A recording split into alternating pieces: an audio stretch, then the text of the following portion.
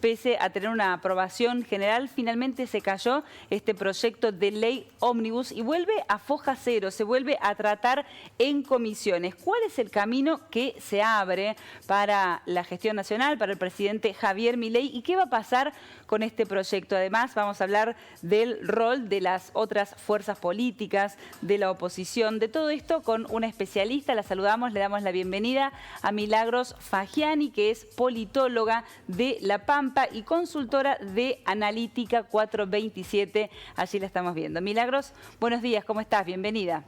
Buenos días, Marina. Muchas gracias por la invitación. Un placer compartir con ustedes. Igual para nosotros tenerte por aquí. Bueno, es un febrero atípico con mucha información en el ámbito de la política, con mucho análisis por hacer, pero en primera instancia consultarte, ¿no? ¿Qué va a pasar ahora con ese proyecto de ley? ¿Cuáles son los caminos que se abren para el Ejecutivo? Bueno, como vos bien decías, ahora por el artículo 155 del reglamento de la Cámara de Diputados, lo que sucede es que el proyecto, tanto lo que se había votado en particular como lo que se había votado en general, vuelve para atrás. Lo que dice el artículo es que cuando los miembros consideran que el debate no puede darse, que necesita más el proyecto para negociarse, puede volver a la comisión. Es decir, habitualmente lo que sucede en estos casos, y que son completamente excepcionales, en el pasado reciente sucedió solamente en 2016 y en 2018 en el gobierno de Mauricio Macri, lo que se da es que se reúnen nuevamente en plenario las comisiones y a partir de ahí es que se vuelve a trabajar el proyecto dentro de la comisión. Es decir, en el plenario de comisiones que vimos, nuevamente empezarían las negociaciones. Es como una vuelta de cero al proceso legislativo, solamente que se supone que con las negociaciones más avanzadas, pero por la actitud que ha tenido el presidente en el último tiempo, en las últimas horas, respecto a cómo se estaban comportando los legisladores y los gobernadores, también esas negociaciones van a estar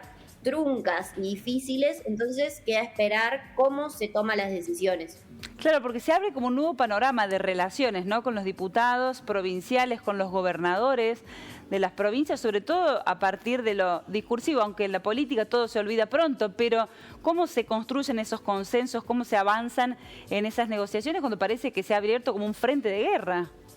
Exactamente, esta idea de, bueno, están los defensores del pueblo y los traidores del pueblo.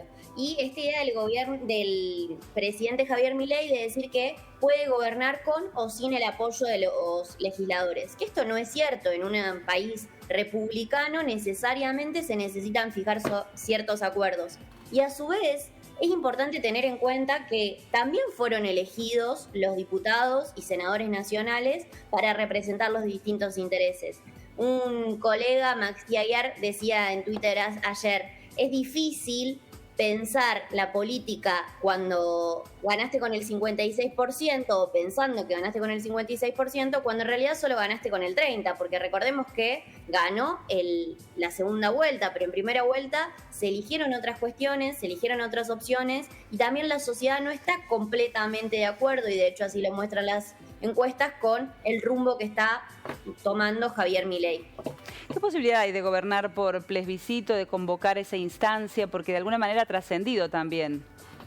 Las posibilidades son muy difíciles. Primero que la última experiencia de plebiscito que tenemos en la historia argentina es en 1984 cuando se votó la diferencia sobre el canal de Beagle con las diferencias que había con Chile, si se debía ir a la guerra o no.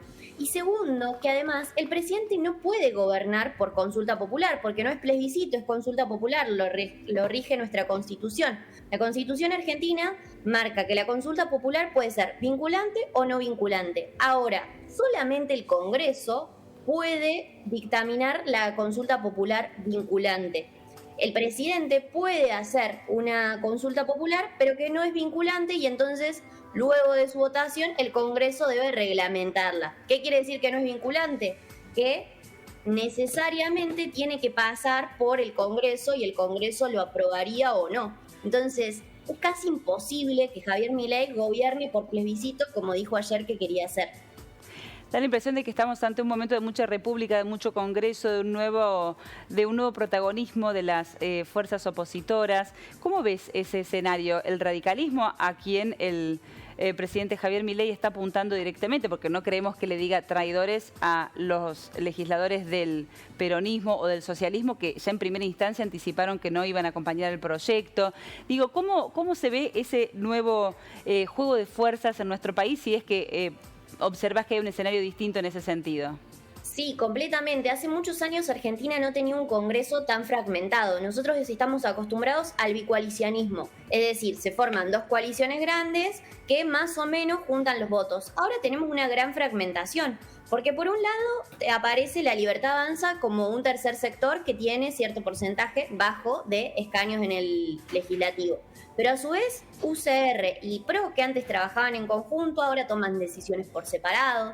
Entonces, son más actores con los que negociar y se rompieron las decisiones fuertes de los bloques que hacía mucho no veíamos. Entonces, en este sentido, creo que marca un rumbo por lo menos interesante y complejo donde negociar va a ser fundamental. Y por eso tan importante el rol de los gobernadores, que muchas veces marcan desde sus lugares la política que deberían seguir los diputados o senadores de su espacio, porque en definitiva los diputados y senadores se eligen en las provincias.